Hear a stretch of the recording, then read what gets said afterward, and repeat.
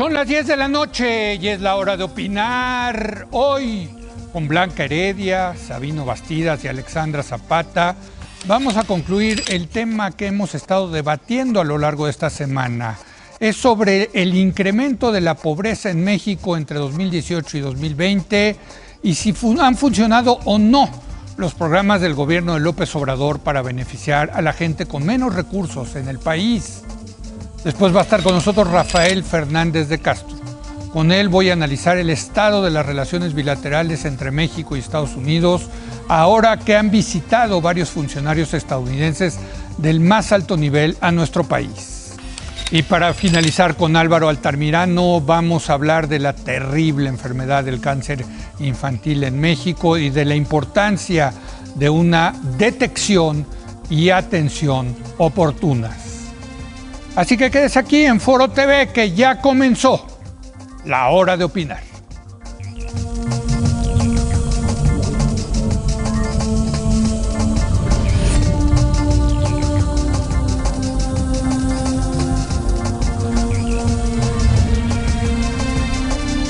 Muy buenas noches. A lo largo de esta semana hemos estado debatiendo sobre un tema de la mayor importancia.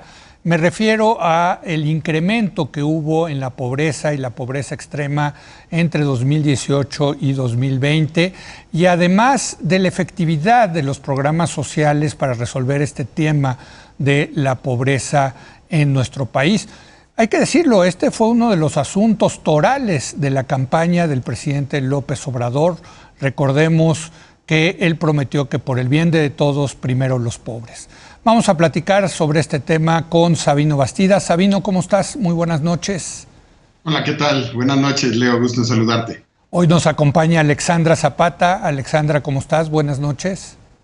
Leo, qué gusto saludarte. Buenas noches. Y aquí en el estudio, Blanca Heredia. Blanca, ¿cómo estás? Buenas noches. Muy buenas noches, Leo, colegas, Alexandra, Sabino. Oye, pues desde el lunes hemos estado debatiendo este tema, Blanca. Han salido cosas muy interesantes, tengo que decirlo. Pero lo que me ha llamado la atención es la poca atención mediática que ha recibido este tema después de los resultados de la encuesta del ENIC, del INEGI y del reporte del Coneval. Algo nos dice, ¿no? Esto de que pues, la pobreza no atrae la atención de los medios. Mira, en parte creo que no la atrae, pero también hay que decir que está tan abigarrada la agenda que no está fácil competir, digamos, por los ojos, ¿no? y los oídos del público. Cada día tenemos pues noticias, muchas de ellas pues que nos dejan en shock o que nos quitan el habla, y esto se sucede continuamente. De todas maneras, creo que es muy importante que lo podamos discutir. Totalmente. Y creo que además has hecho un gran trabajo para todos. Estuve mirando, digamos, algunos fragmentos de los programas de esta semana y creo que en efecto se han dicho cosas muy importantes. Quisiera empezar diciendo, ¿sí?, que alguna vez le oí a un economista una frase que me pareció muy afortunada y que creo que viene especialmente a cuento ahora, y es que la política social es como la ambulancia de la política económica. Los muertos que va dejando la política económica son los que le quedan, o los heridos de la política económica son los que tiene que rescatar la ambulancia de la política social. Es muy importante el papel de la política social, pero es marginal. Sí. Es compensatorio, es un paliativo, pero además incluso en términos de la proporción, digamos, del ingreso de las familias, es un porcentaje muy pequeño. El martes, tuvimos un seminario en donde se estuvieron analizando estos datos y un analista nos compartía cómo, digamos, si tú descompones el ingreso de las familias en promedio, cambia por deciles, pero en promedio, el principal componente es el componente de ingreso laboral. Claro. En segundo lugar son las transferencias privadas, que eso incluye, por ejemplo, las remesas o que el abuelito le da al nieto, ese tipo de cosas. En último lugar están las transferencias gubernamentales. Entonces sí me parece que es importante dimensionar, ¿sí?, el tamaño, sin negar la importancia, el tamaño relativamente pequeño y el margen relativamente pequeño que tiene la política social para poder, digamos, proteger a las personas de pobreza extrema. Si bien es cierto que vemos del 2008 al 2018 una reducción de la pobreza, tampoco es tan grande. De 2018 a 2020. Sí, no, pero quiero ponerlo en términos históricos. De 2008 a 2018. Sí, en donde estaban todos los más técnicos y todo. Sí, los tecnócratas. O sea, sí bajó la pobreza. Sí bajó, pero poquito. Okay. Bajó un poquito más, digamos, de 11% a 7 y tantos por ciento en el caso de pobreza extrema. Ahí sí hubo una caída más significativa. Vimos a lo largo del tiempo, nos tocó a ti y a mí al principio, cuando se empezó a hacer oportunidades, pues los problemas que se tenía para focalizar justamente a pobreza extrema, pero en fin. Creo que lo que quiero decir con esto es, el problema de la pobreza es un problema muy complicado, de raíces muy hondas, muy pegajosas, muy difíciles de combatir en el corto plazo. ¿Qué sabemos a nivel internacional? ¿Qué sabemos en general? La mejor medicina contra la pobreza es el crecimiento económico muy dinámico e incluyente, porque también si tienes crecimiento económico como nosotros, bajo y muy concentrado arriba, pues eso tampoco te ayuda. Dicho lo anterior, entonces, creo que no tenemos buenos resultados, como ya se ha dicho aquí toda la semana. Aumentó el número de pobres, aumentó en 2 millones el número de pobres extremos. Es algo que tenemos que entender mucho mejor, desentrañar el efecto, por un lado, de la pandemia y por otro lado, de las políticas, tanto económicas como sociales. Tenemos que entenderlo un poco mejor. Así es. Sí, Sabino, porque en el tema de política económica no es nada más la pandemia, porque la economía ya venía mal desde el 2019. Así es, Leo. Creo que lo que estabas empezando a preguntar, yo creo que ese es el hilo por el que hay que irnos. Creo que es un tema que hay que colocar en el centro de la discusión. Creo que el mérito histórico del presidente López Obrador es haber colocado el tema de la pobreza como centro de la agenda. A mí me queda muy claro que López Obrador tiene bien el diagnóstico, tiene bien la narrativa, tiene bien son buenas intenciones, pero me queda claro que no tenemos las soluciones, que López Obrador no ha puesto en la agenda una solución estructural, que las causas estructurales de la pobreza en México están intocadas, no se han transformado estructuralmente. Lo que ha causado a lo largo del tiempo, en estos últimos 20, 30 años, la pobreza está intocado. Y creo que esto es a lo que hay que llamar la atención, porque son 66.9 millones de personas que están por abajo del nivel de ingreso del bienestar. Esa línea de pobreza de 3.500 pesos en zonas urbanas, 2.600 pesos en zonas rurales, esa es la realidad de este país, y eso significa que la mayoría de los mexicanos son pobres. Hoy vuelven a ser pobres, porque México ya había tenido momentos en las crisis distintas en donde la mayoría de los mexicanos fueron pobres, fuimos pobres o estuvimos en condición de pobreza. Hoy la mayoría del pueblo de México es pobre. Ese es el dato que arroja esta última medición de INEGI y de Coneval. Y a mí me preocupa porque ya lleva 3 años López Obrador, no tiene la solución en la mesa, no hay una solución estructural, no hay una solución de políticas públicas, no hay una solución institucional, pero lo que sí empieza a ver es el desencanto de la esperanza que generó López Obrador, porque López Obrador generó la gobernabilidad de la pobreza de los últimos 20 años. Y a mí lo que me preocupa en términos políticos es que esa gobernabilidad de la pobreza puede salirse de cauce. De lo que estamos hablando es algo muy grave y hay que ponerlo en sintonía. El que la mayoría de los mexicanos estén en esa condición de pobreza significa un deterioro sistémico, y ese deterioro sistémico puede generar un problema de ingobernabilidad, presente o futuro, y López Obrador se va a ir un día. Ya nos puso en la mesa el centro del diagnóstico, pero el problema se va a quedar ahí y lo tenemos estructuralmente planteado. Podemos discutir que el crecimiento económico es primero, podemos discutir que es un paliativo la política social, podemos ganar un poco de tiempo con estas políticas. Creo que ganamos mucho con el incremento al salario mínimo, creo que tenemos buenas ideas en el tablero, pero lo que no tenemos es una discusión pública y política de la magnitud de este reto, porque un país de este tamaño, con esos niveles de pobreza, es un foco rojo de gobernabilidad, de estabilidad en el corto plazo. Totalmente, y la verdad, ha habido muchos estudios al respecto de por qué no hay más revueltas sociales debido a la pobreza en México, y la verdad el hecho de ser vecinos de Estados Unidos sí es una gran válvula de escape para mucha gente que está en la pobreza y que, bueno, pues se va, ¿no? Decide irse buscando nuevos horizontes a Estados Unidos. Alexandra.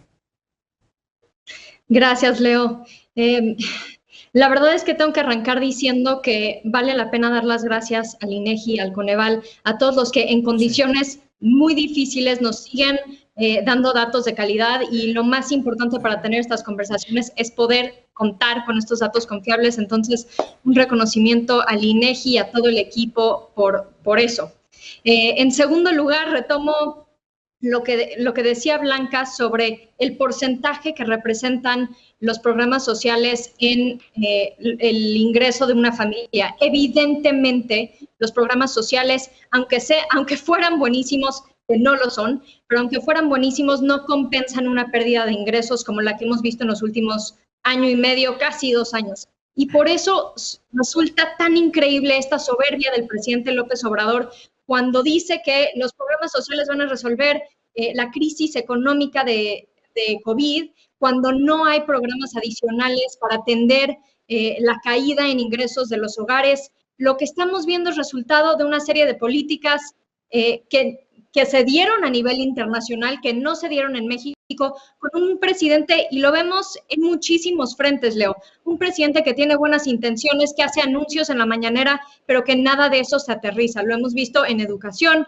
lo hemos visto en salud. A lo mejor una de las razones por la que no está esto en medios de comunicación es precisamente porque no es una sorpresa. Durante el último año y medio hemos visto noticias sobre cómo no se está garantizando el derecho a la salud, cómo no se está garantizando el derecho a la educación, cómo no se está garantizando el derecho a una canasta básica alimentaria mínima que le da la oportunidad a un mexicano, una mexicana, de tener calorías suficientes para poder vivir de día a día. De eso estamos hablando cuando hacemos referencia a los millones de mexicanos que viven debajo de la línea de pobreza extrema. No pueden garantizar en sus hogares las calorías mínimas que necesita su familia. De ese tamaño es el desafío. Yo creo que poniéndolo en ese contexto, cualquier incremento en cifra es absolutamente inaceptable.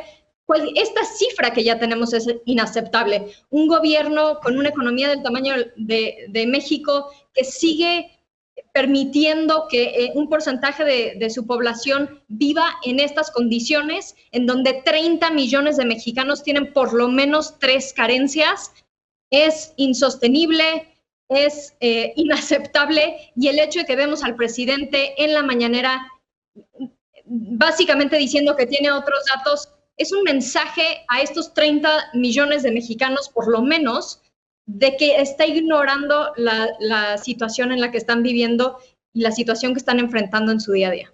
A ver, Blanca, ¿en qué hemos fallado? No nada más el gobierno de López Obrador, porque este es un problema endémico de este país.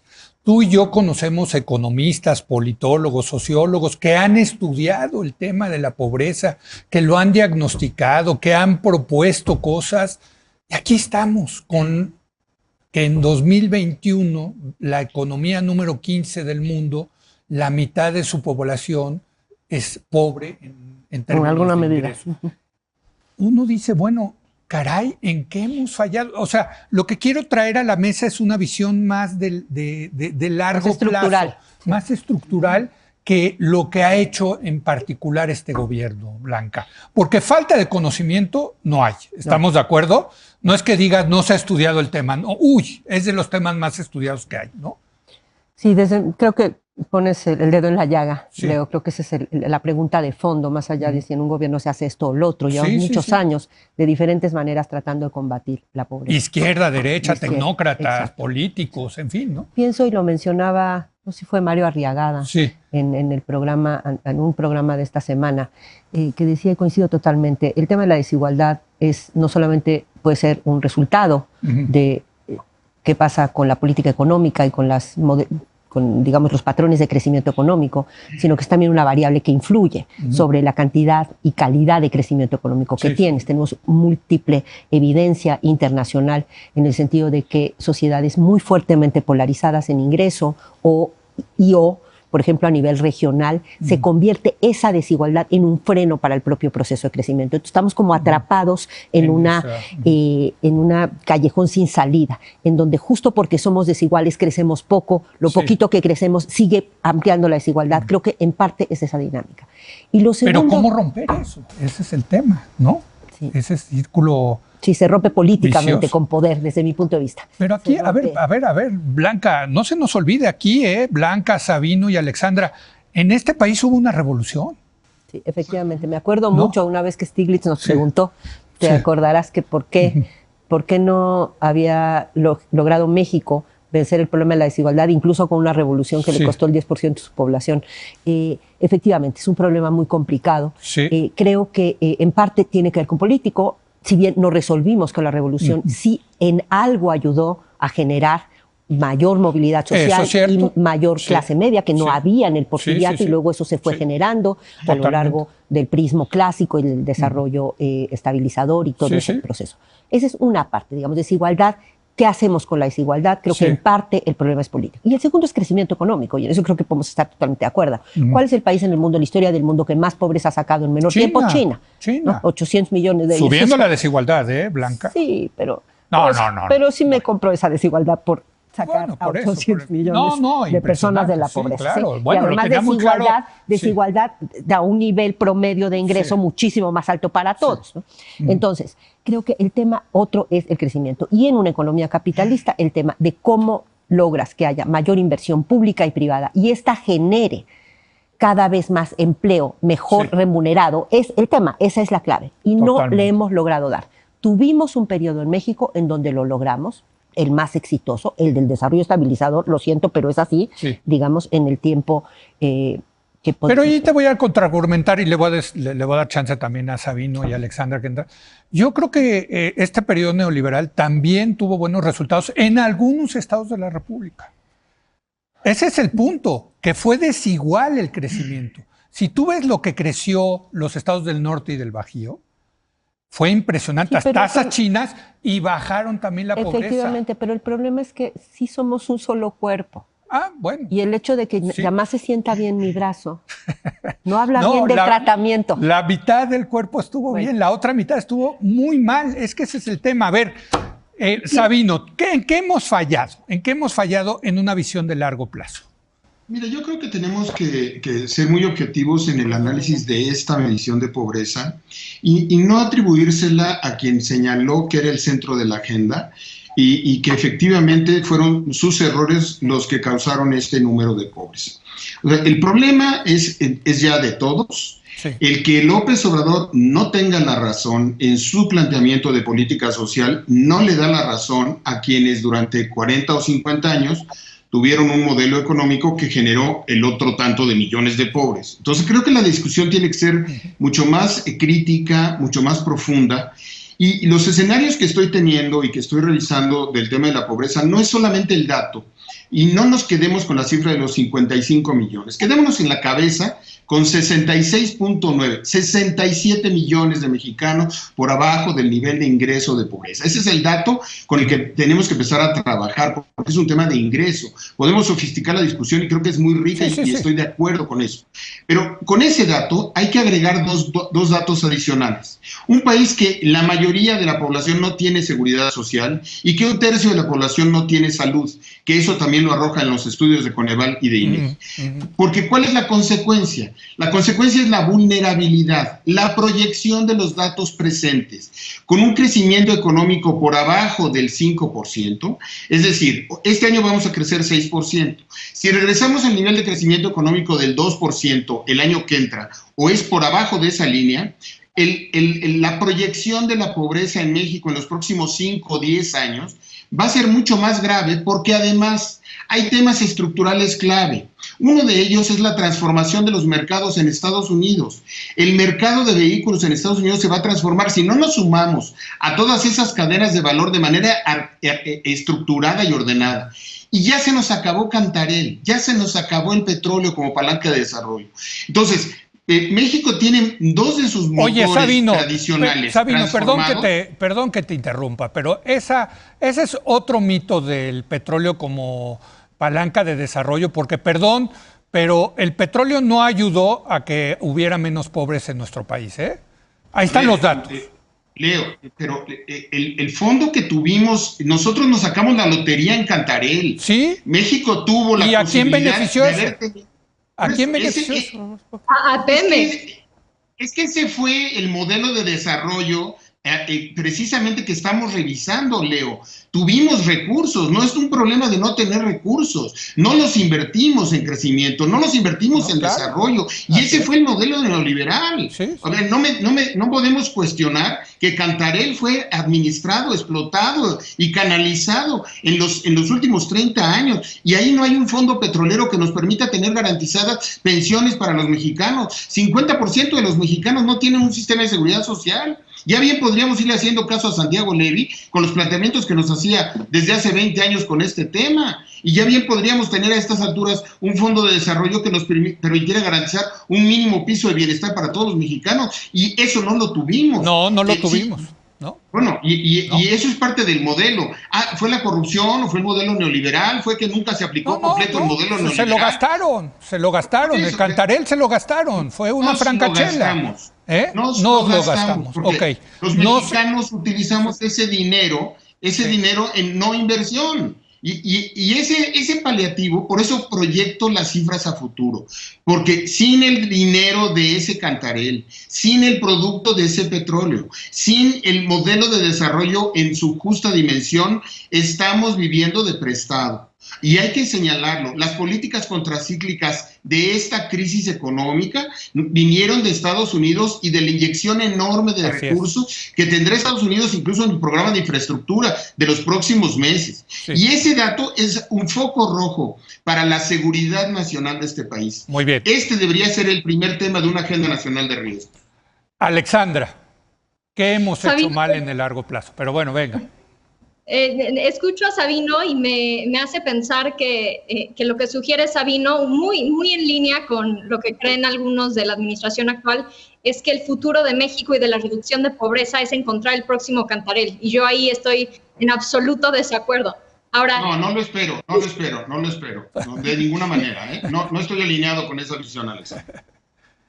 Ahora, evidentemente la reducción de pobreza es complicado y de ninguna manera el decir que no se están haciendo bien las cosas en esta administración insinúa que se han hecho bien en el pasado, de ninguna manera. Ahora, sí hay un sentimiento de frustración enorme por el sentimiento de oportunidad que había con esta administración, por la oportunidad que había de hacerlo poniendo al centro de la política pública y como toral principal de la agenda de gobierno el tema de pobreza, y el hecho de que eso no se ha aterrizado en mejorías evidentemente es desafortunado. Ahora, claro que es complicado, pero sí sabemos y sí hay evidencia de ciertas acciones que pueden resolver esto. Cuando hablamos de crecimiento económico, tiene que haber un énfasis en políticas que impulsen la formalidad. Sabemos que los empleos formales reducen una serie de carencias que estamos viendo y el aumento de estas carencias en los hogares mexicanos. También se ha discutido en este programa la preocupación de muchos de nosotros cuando desaparecen del programa de desarrollo social evaluaciones de impacto, generación de evidencia, decisiones de política pública basadas en datos duros. Todo eso mina la efectividad potencial de un programa eficiente de desarrollo social. Y creo que eso es lo que estamos viendo, las consecuencias de buenas intenciones y de programas, y no lo hemos visto solo en desarrollo social, hemos visto decisiones de política pública que destruyen lo existente, pero después no tienen la capacidad de construir nuevos padrones confiables que garanticen que esos ingresos que sí tenemos lleguen a los hogares que más lo necesitan. Uno de los datos que arrojan estos resultados es que el dinero no está llegando a las familias que más lo necesitan, y eso es parte de la tragedia que nos pintan estos reportes, que son, otra vez, inaceptables y que tendríamos que estar escuchando, no palabras del presidente diciendo yo tengo otros datos, no confío en el INEGI, etcétera, sino una reacción que motive a un análisis, a un replanteamiento, a un ajuste de lo que se está haciendo para atender todos estos hogares que lo necesitan no en el mediano plazo, de manera absolutamente urgente. Lo necesitan para mañana, para pasado mañana. Las familias mexicanas literalmente dependen de eso. Híjole, pues me queda 1 minuto y medio de conclusiones y lo que no quiero que ocurra, Blanca, es que dentro de 2 años, cuando salga la siguiente NIG, digamos, no cambió nada, ¿no? Es que ya, tú y yo que ya, bueno, yo que tengo ya cierta edad. Exacto, tú. Exacto. Son de estos temas recurrentes que acaban deprimiéndolo a uno, ¿no? De, caray, ¿cómo no hemos podido resolver esto? No de fondo, ¿no? Eso va a tomar muchos años, exacto, pero ¿cómo no hemos agarrado la senda para resolver esto, no? Ok, mi conclusión muy rápido. Sí. Yo creo que una de las cosas que nos dice en lo macro este reporte espléndido del Coneval, basado en el trabajo del INEGI, me sumo ahí, Alexandra, al reconocimiento de esos dos equipos, es que desde mi punto de vista hay 2 elementos que tenemos que priorizar en la explicación a nivel general. En primer lugar, el hecho de que hemos tenido una tasa de crecimiento mucho menor a la que necesitaríamos para abatir de manera, digamos, estructural el problema de la pobreza. En 2019, desde mi punto de vista, por un conjunto de acciones que tenían por intención, al menos desde mi punto de vista, por parte del gobierno, arreglar algunos de los problemas estructurales que estaban detrás del bajo crecimiento y tan excluyente crecimiento. En todo caso, pues eso trajo una tasa de crecimiento para todo propósito práctico en el 19 del 0 y luego se atravesó la pandemia. Sí. O sea, tuvimos la peor combinación de cosas en la parte de crecimiento económico. Sí. Por otro lado, lo que nos revelan las cifras, ya en la parte específica de política social, y se ha dicho muchísimo, es un problema técnico, un problema de instrumentación. Sí. Resulta que ahora son más regresivos los programas sociales, o sea, benefician más a los que tienen más dinero que a los que menos tienen. Le llegaron en particularmente mal, no le llegaron a los pobres más extremos. Sí, esto me parece que es algo que sí deberíamos de poner el reflector ahí para que pueda corregirse el rumbo. Hay muchas cosas que podemos pensar de la política social, además de que es la emergencia, pero sobre todo es que tiene que cachar a los que están peor y darles el La piso. Ambulancia sí tiene que llegar a donde. La ambulancia tiene que llegar a las donde más lomas. se necesita. A las lomas o a San Ángel o a Bosques, pues o a San Pedro. Exacto. No, pero tiene que llegar a donde más se necesita. A donde hace la diferencia más claramente. Totalmente. Sabino, 30 segundos, conclusiones. Gracias. Simplemente colocar esto en el centro como en el sentido de urgencia. Creo que hay que provocar un debate mucho más de fondo. No exageramos si decimos que estamos ante una emergencia social. Sí. Creo que además hay que tener claro que la política social es un adjetivo. El tema central no es crecer primero y distribuir después. Es creciendo y distribuyendo. Significa que la gente tenga mayores oportunidades. El mito del salario mínimo se corrigió y no pasó nada para mal de la economía, y sí pasó algo bueno para la economía. Entonces, hay muchos mitos que seguimos comprando y no estamos haciendo las cosas bien. Creo que hay que llamar a un debate inteligente. Creo que hemos tenido oportunidades desperdiciadas como generación, y a eso me refería con el tema de Cantarell. Creo que hay mucho México perdido en ese proceso, pero por lo pronto, ante la no solución, no demos por resueltos los diagnósticos, y creo que sí requerimos un debate transversal, inteligente, autocrítico, desideologizado, que nos permita empezar a atender estos problemas en el corto plazo. López Obrador va a trascender este momento. Se va a ir dentro de 3 años o cuando se tenga que ir, y cuando se vaya López Obrador, el problema seguirá siendo el mismo. Lo que nos tiene que quedar en la agenda es que por el bien de todos, primero los pobres.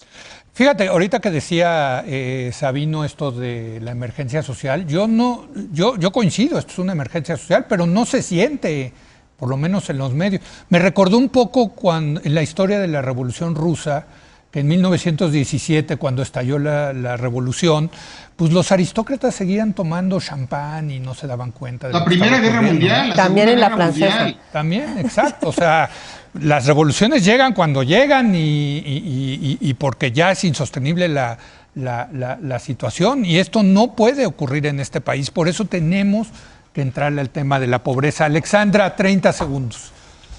Sí, gracias, Leo. Estamos muy cerca de esa gotita que va a derramar el vaso. Ojalá podamos detenerlo antes de que se derrame el vaso.